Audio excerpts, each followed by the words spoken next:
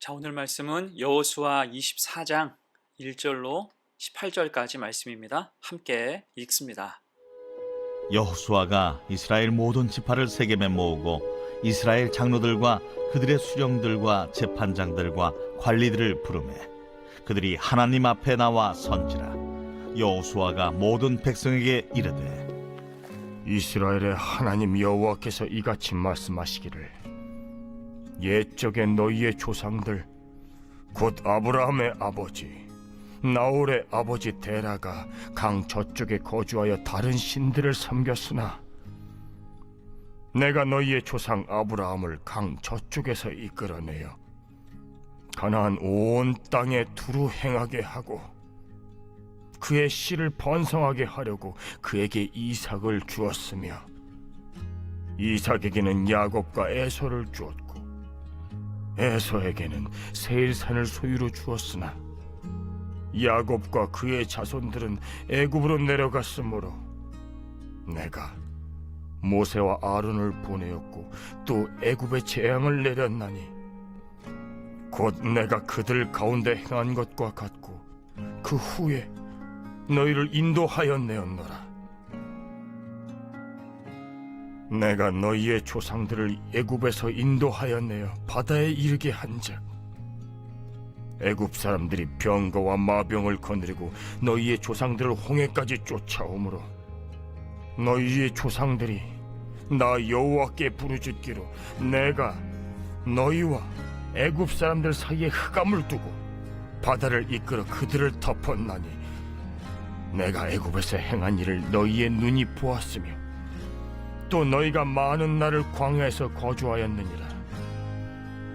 내가 또 너희를 인도하여 요단 저쪽에 거주하는 아모리 족속의 땅으로 들어가게 하매 그들이 너희와 싸우기로 내가 그들을 너희 손에 넘겨주매 너희가 그 땅을 점령하였고 나는 그들을 너희 앞에서 멸절시켰으며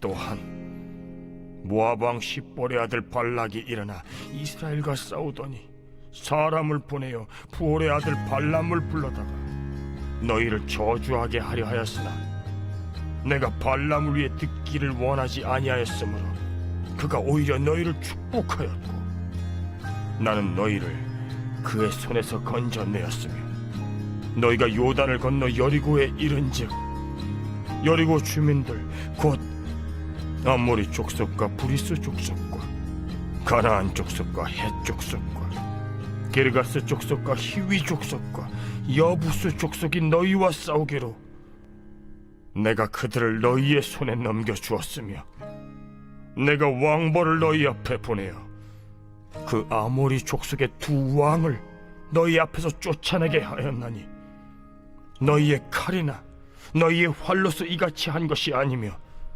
내가 또 너희가 수고하지 아니한 땅과 너희가 건설하지 아니한 성읍들을 너희에게 주었더니 너희가 그 가운데에 거주하며 너희는 또 너희가 심지 아니한 포도원과 감람원의 열매를 먹는다 하셨느니라.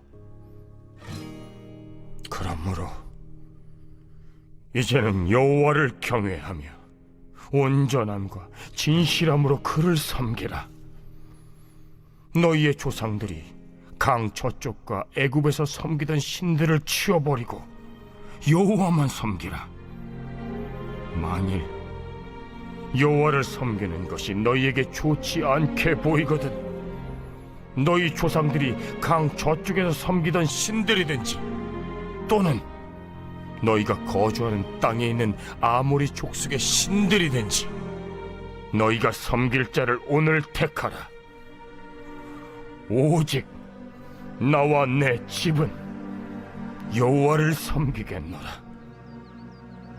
하니 백성이 대답하여 이르되 우리가 결단코 여호와를 버리고 다른 신들을 섬기기를 하지 아니하오리니 이는 우리 하나님 여호와께서 친히 우리와 우리 조상들을 인도하여 애굽 땅 종되었던 집에서 올라오게 하시고 우리 목전에서 그 큰 이적들을 행하시고 우리가 행한 모든 길과 우리가 지나온 모든 백성들 중에서 우리를 보호하셨음이며 여호와께서 또 모든 백성들과 이 땅에 거주하던 아모리 족속을 우리 앞에서 쫓아내셨습니다.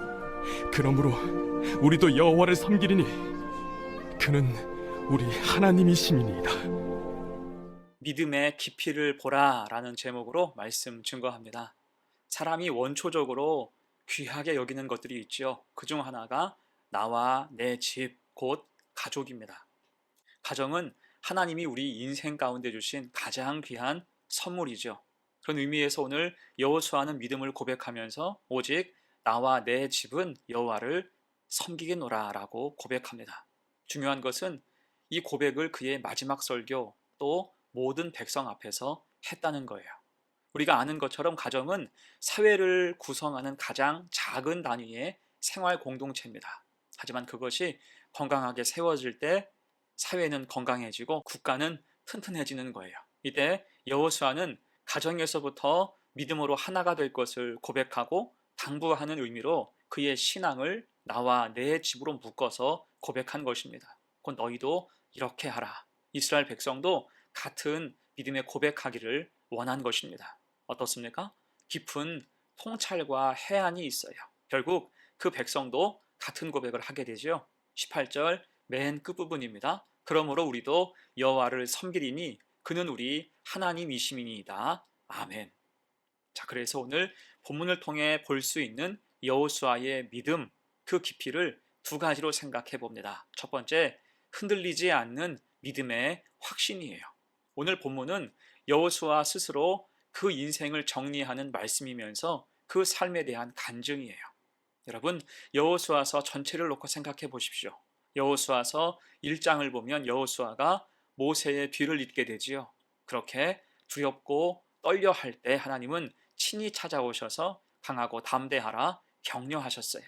이에 여호수아는 평생 그 말씀을 붙잡고 살았죠. 그렇게 여호수아 시대는 치열하게 흘러갔고 그 사이에 가나안 땅을 기업으로 얻었고 땅 분배도 거의 마치게 됐습니다. 그리고 오늘 24장 인생의 황혼기에 이른 거예요. 그러면서 말합니다. 14절이에요. 그러므로 이제는 여호와를 경외하며 온전함과 진실함으로 그를 섬기라. 너희 조상들이 강 저쪽과 애굽에서 섬기던 신들을 치워버리고 여호와만 섬기라. 아멘. 엉뚱한 것을 다 치워버리라. 생각도 하지 말라는 거예요. 그리고 대신 여호와를 경외하라. 곧 믿음을 어렵게 생각하지 말라는 것입니다. 하나님이 도우시고 함께 하셔서 여기까지 왔으니 온전함과 진실함으로 섬기라는 거예요. 여러분, 우리도 그래야 됩니다. 믿음의 선택이 가장 쉬워야 돼요. 믿는 자, 성도에게 믿음의 선택은 주저함이 없어야 됩니다. 그래서 겸손함으로 하나님을 사랑하는 마음, 믿음이 필요한 것입니다. 거듭남에 대한 확신, 주님이 내 안에, 내가 주님 안에 있다는 확신이 우리 속에 있어야 하는 거예요.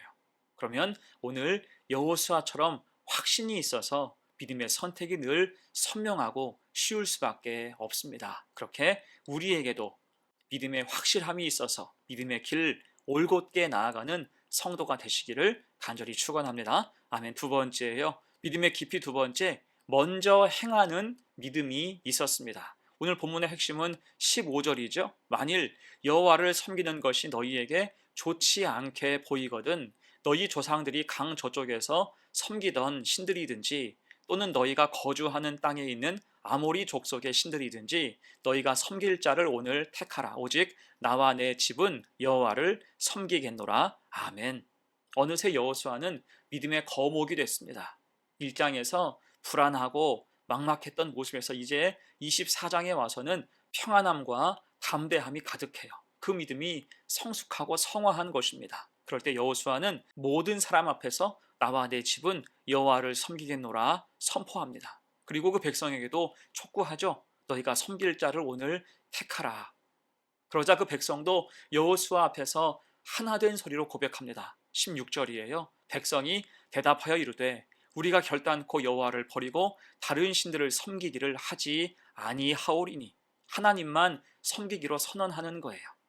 여호수아가 믿음으로 고백할 때 그 백성도 함께 믿음으로 고백했다는 것입니다. 그리고 그 이유를 이렇게 그들은 설명합니다. 17절, 18절 말씀 함께 읽어요. 이는 우리 하나님 여호와께서 친히 우리와 우리 조상들을 인도하여 애굽 땅 종되었던 집에서 올라오게 하시고 우리 목전에서 그 큰 이적들을 행하시고 우리가 행한 모든 길과 우리가 지나온 모든 백성들 중에서 우리를 보호하셨음이며 여호와께서 또 모든 백성들과 이 땅에 거주하던 아모리 족속을 우리 앞에서 쫓아내셨음이라. 그러므로 우리도 여호와를 섬기리니 그는 우리 하나님이심이니이다 하니라. 아멘.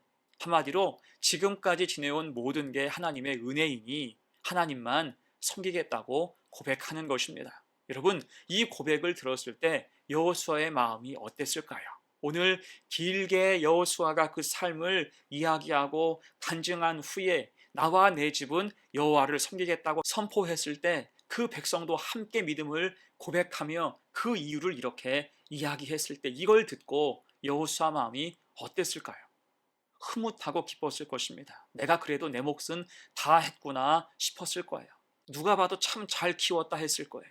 자, 그러면 여호수아가 이렇게 그 백성을 모두 한 방향으로 이끌고 갈 수 있었던 원동력이 무엇일까요?